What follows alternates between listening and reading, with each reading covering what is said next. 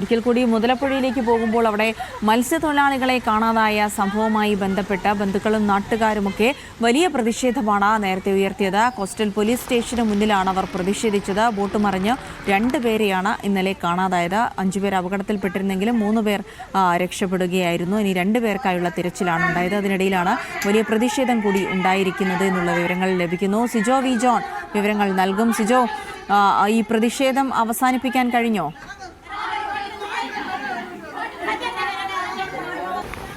പ്രതിഷേധം അവസാനിപ്പിച്ചിട്ടുണ്ട്. തെരച്ചിൽ ഊർജിതമാക്കാമെന്നുള്ള ഉറപ്പാണ് ഇപ്പോൾ കോസ്റ്റൽ പോലീസ് നൽകിയിരിക്കുന്നത്. അതിന്റെ അടിസ്ഥാനത്തിലാണ് പ്രതിഷേധം അവസാനിപ്പിച്ച് മത്സ്യത്തൊഴിലാളികൾ മടങ്ങിയിരിക്കുന്നത്. എന്തായാലും ശക്തമായ പ്രതിഷേധം തന്നെയായിരുന്നു. കോസ്റ്റൽ സ്റ്റേഷൻ ഉപരോധിച്ചുകൊണ്ടുള്ള ഒരു സമരപരിപാടിയായിരുന്നു നടത്തിയിരുന്നത്. ഇന്നലെ രാത്രി 9:30യോടെയാണ് 5 മത്സ്യത്തൊഴിലാളികളുമായി പോയിട്ടുള്ള ബോട്ട് അപകടത്തിൽപ്പെടുന്നത്. ആ അപകടത്തിൽ ഈ ബോട്ടിലുണ്ടായിരുന്ന 3 പേർ രക്ഷപ്പെട്ടു. പക്ഷേ 2 പേർക്ക് നീന്തി കരയിലെത്താൻ സാധിച്ചില്ല.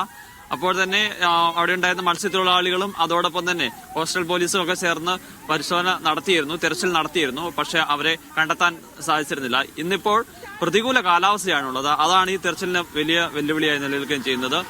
ശക്തമായ തിരയുണ്ട്, അതോടൊപ്പം തന്നെ കാറ്റുണ്ട്, മഴയൊക്കെ തുടരുന്ന സാഹചര്യമാണുള്ളത്. എന്തായാലും ഇത് കാലാവസ്ഥ മെച്ചപ്പെടുന്നതനുസരിച്ച് കൂടുതൽ പരിശോധനകളിലേക്ക് കടക്കാം എന്നുള്ള ഉറപ്പാണ് ഇപ്പോൾ അധികൃതർ നൽകിയിരിക്കുന്നത്.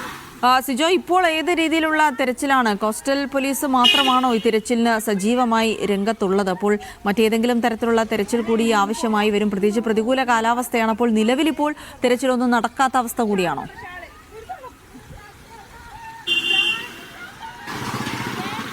തെരച്ചിൽ നടക്കുന്നുണ്ട്. പക്ഷേ ഈ കൂടുതൽ പ്രദേശങ്ങളിലേക്ക് പോയിട്ട് തെരച്ചിൽ നടത്തുന്നതിനുള്ള ക്രമീകരണങ്ങളോ അത്തരം കാര്യങ്ങളോടൊന്നും പോയിട്ടില്ല. കാരണം ഞാൻ നേരത്തെ സൂചിപ്പിച്ചതുപോലെ തന്നെ ശക്തമായ തിരമാലയാണുള്ളത്. അത് വലിയ വെല്ലുവിളിയാണ്. അതൊന്ന് മാറുന്നതനുസരിച്ച് മാത്രമാണ് കൂടുതൽ പരിശോധനകളിലേക്ക് കടക്കാൻ സാധിക്കൂ എന്നുള്ള ഒരു കാര്യമാണ് ഈ അധികൃതർ വ്യക്തമാക്കുന്നത്. എന്തായാലും കൂടുതൽ ആളുകളെ പങ്കെടുപ്പിച്ചുകൊണ്ടുള്ള പരിശോധനകളിലേക്ക് പോകും. ഇനി ഇത് അവരെ കണ്ടെത്തുന്നതിന് മറ്റ് ഏജൻസികളുടെയൊക്കെ സഹായം തേടേണ്ടതുണ്ടെങ്കിൽ ആ കാര്യം കൂടി പരിശോധിക്കും. അതിപ്പോൾ ജില്ലാ കളക്ടറുടെ നേതൃത്വത്തിലാണ് അല്ലെങ്കിൽ സർക്കാർ തലത്തിലാണ് അത്തരം നടപടികളിലേക്ക് കടക്കേണ്ടത്. അത്തരം കാര്യങ്ങളും വൈകാതെ ഉണ്ടാകുമെന്നാണ് പ്രതീക്ഷിക്കപ്പെടുന്നത്.